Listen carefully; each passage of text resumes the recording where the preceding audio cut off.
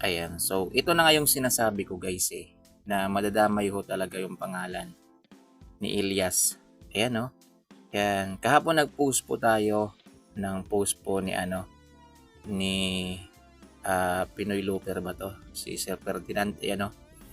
Yan. Ano ba kasi talent ni Ferdinand Looper? Yan. Siya po yung naglalakad guys.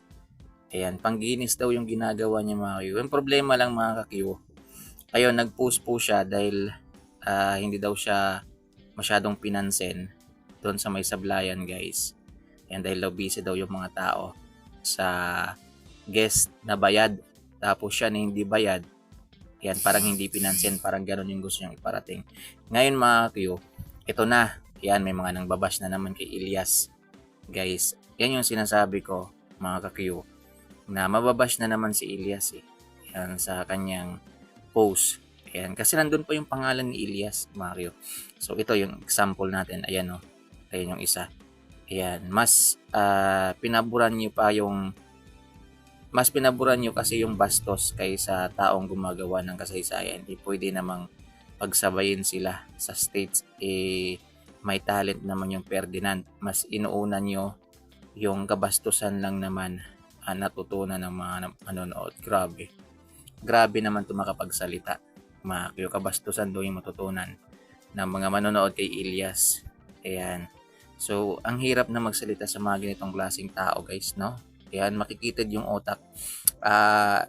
Alam nyo ba, si Elias kasi mga guys, in-invite po siya doon In-invite po si Elias doon as guest performer. So, siya po yung magpe-perform. Yan sila po ni Piolo Pascual. Ayan, ngayon, itong si Pinoy Looper guys, yung gawain naman kasi nito mag-ikot sa Pilipinas. Ayan, hindi naman siguro siyang in-invite mga Q na pumunta ng sablayan mga Q. Ayan, hindi naman siguro siya inimbita. Yun, napadaan lang siguro siya doon kasi nga nag-iikot po siya. Ngayon, dahil nga medyo hindi siya napansin, naging busy yung mga tao kay Elias. Ayun, parang nagdrama po siya sa kanyang post. Ayan, nagutuman daw siya guys. Wala daw siyang almusal. Ngayon, sabi ko nga dapat sa susunod mag-almusal siya.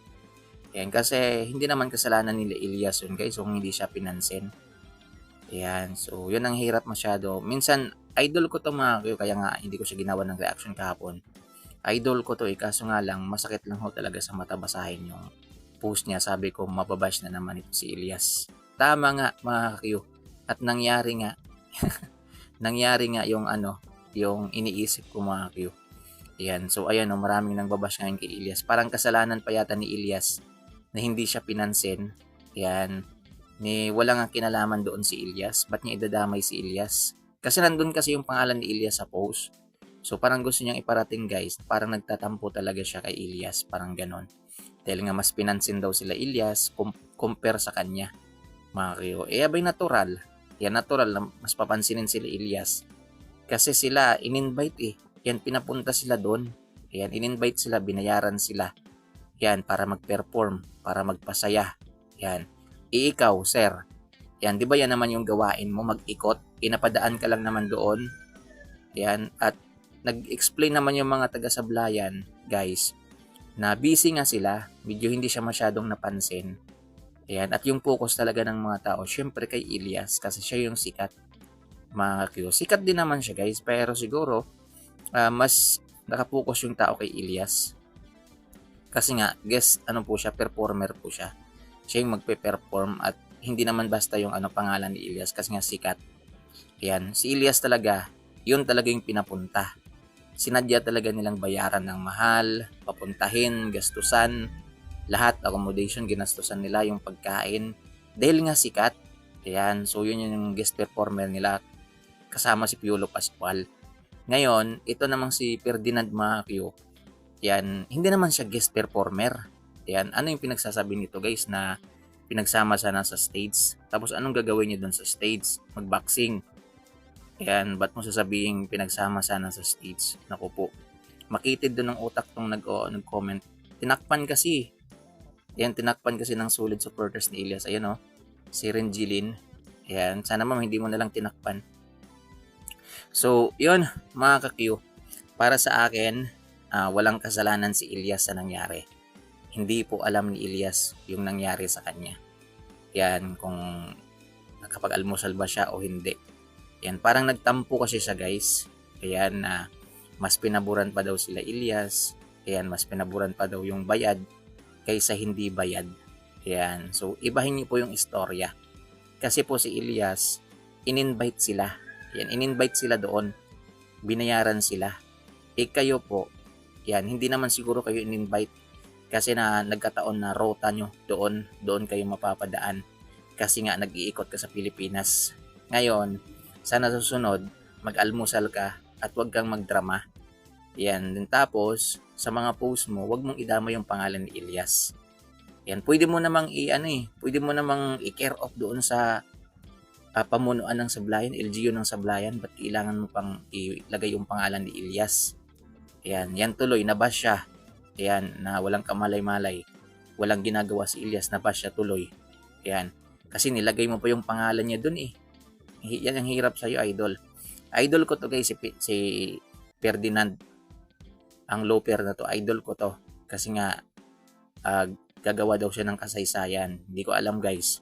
Ayan, kasi para sa akin, yung ginagawa niya, para lang naman sa sarili niya yan eh. Kung makuha niya naman yung Guinness Book of Records, sa kanya naman yung naka-credit eh.